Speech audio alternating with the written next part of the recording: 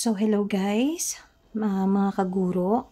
Ito na po yung recording kung paano mag-sign in at saka kung paano mag-upload ng application ninyo sa NZQA, IQA. So, kung i-visit nyo po yung aking post regarding sa step 1, makikita nyo po dito yung link. So, ito na po yung link. I-click na po natin. So, yan po. Ito po yung website ng NZQA. So, dito po, mas maganda po kung basahin nyo muna po lahat ito bago po kayo mag-create ng inyong account. Pero dahil nabasa ko na po ito, mag-proceed na po tayo. So, dito sa dulo, makikita nyo po yung create an account. So, i-click po natin to. Continue nyo lang po. So, i-click natin yung create an account here.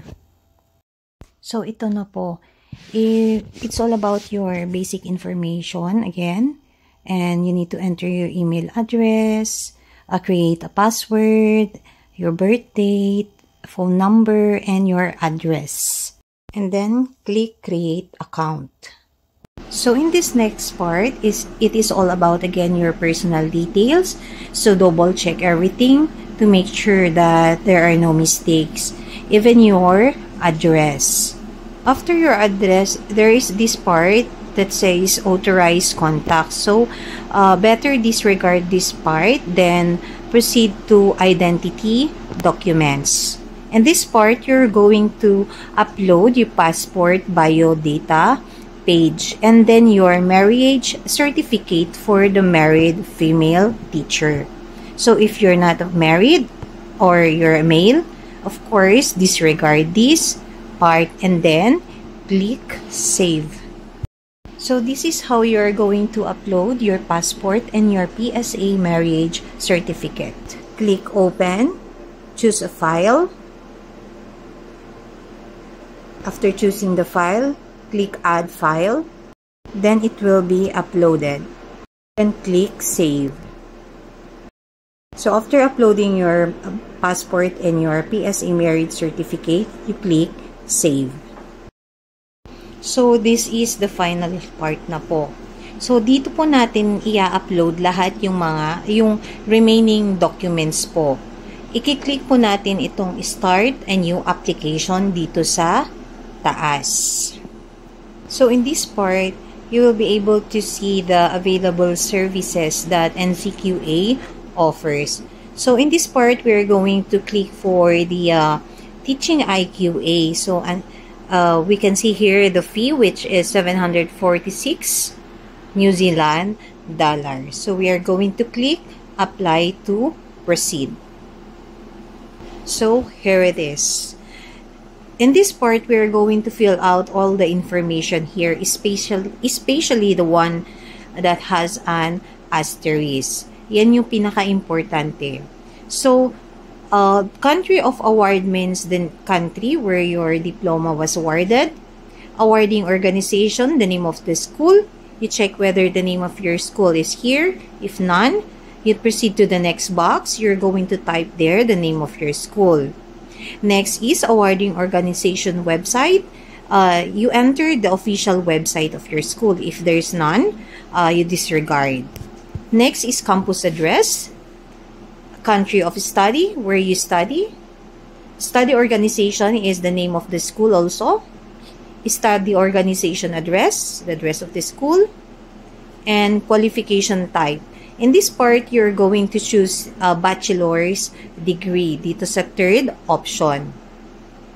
So, let's proceed to qualification name in English. Ito yung name ng course po ninyo. And then, leave the next one. Hindi naman po siguro Tagalog yung course ninyo. So, your major or specialization, kapag BE-Ed ka, syempre, general education. Kapag secondary ka naman is yung major mo. Next is the study start date, kung kailan nagsimula kayong nag-aral. And then, the study completion date, kung kailan nyo natapos yung course nyo. So, next is yung did you study full-time or part-time? Kung nag-aral ba kayo ng dire-diretso, full-time, pero pag minto-hinto po kayo, part-time. Next is yung study mode. May 3 option dito. Kung on-campus ba, online, or distance learning po. So in this part, you're just going to enter again the information that you have entered a while ago regarding the qualification name, awarding organization, study duration, and the year of award. You just follow the order. So in this last part, you're just going to leave it blank and then you click next. Ayan. Dito sa part na po na ito, itong first option po na ito, to apply to register as a teacher with the Teaching Council of Aotearoa, New Zealand. Sorry, hindi ko masyadong kabisado yung pronunciation.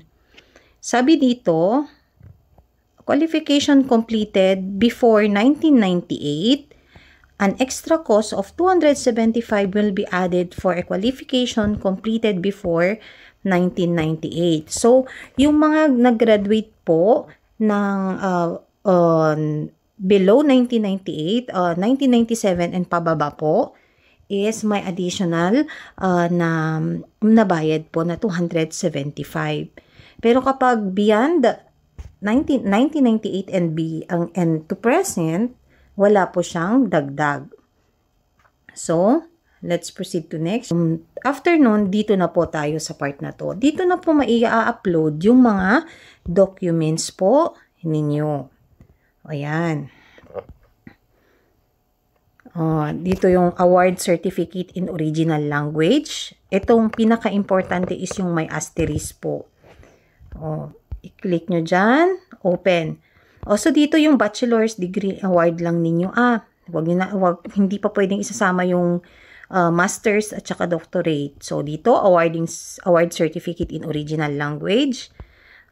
Kung naipa-translate po ninyo, dito naman, official academic transcript in original language. Okay. So, i-upload na natin yung award certificate in original language. I-click nyo lang yung arrow down. So, i-click nyo yung choose files. Pipili na po kayo ng file. And then, click add files. Kapag na-upload na po, you choose save.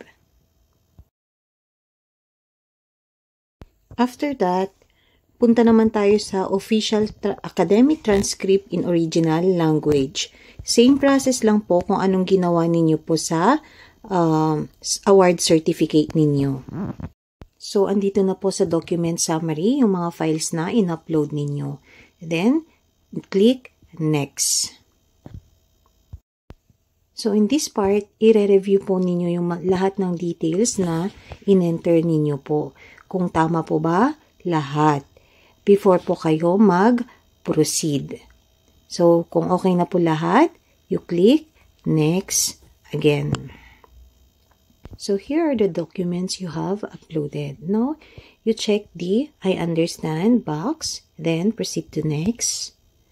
And then after that, here are the terms and conditions regarding this NCQA process that you are applying for. You need to read all of this information because this is very important. I accept terms and condition. Okay. Yan po yung amount na babayaran ninyo. Sabi dito, basahin ninyo po itong part na to.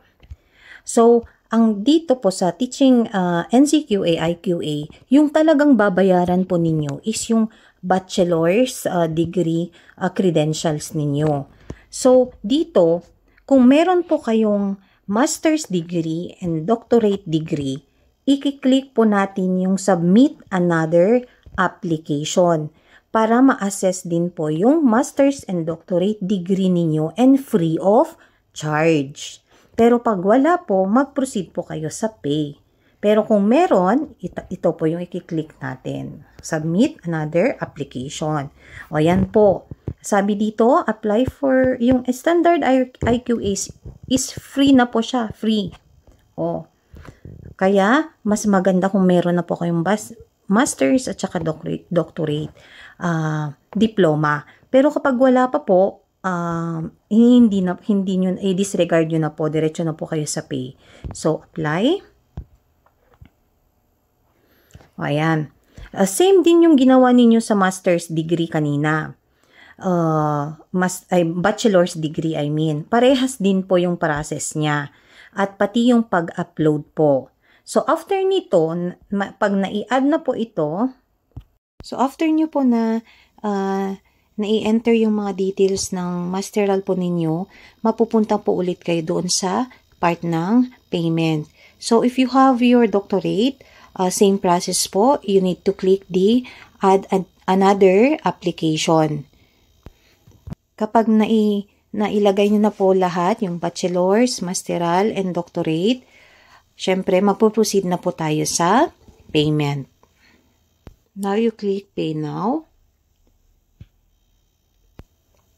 So, here we are to the final stage, which is the payment of the NZQA Teaching IQA Assessment.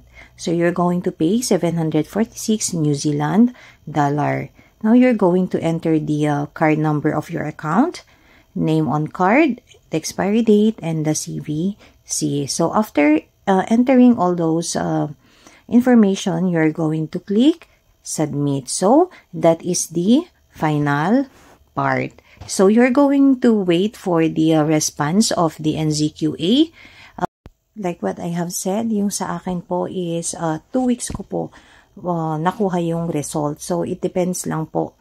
Minsan umaabot po to sa 3 months. So, there are time wherein magme-message po sila, magre-require sila ng additional requirement. And usually, this is the verification of your credentials. So, that's it. Sana po nakatulong. Ito po yung step 1, bago po kayo mag-proceed ng step 2. So, abangan nyo na lang po yung next step and another video, which is all about the English exam. So, that's it. Bye-bye!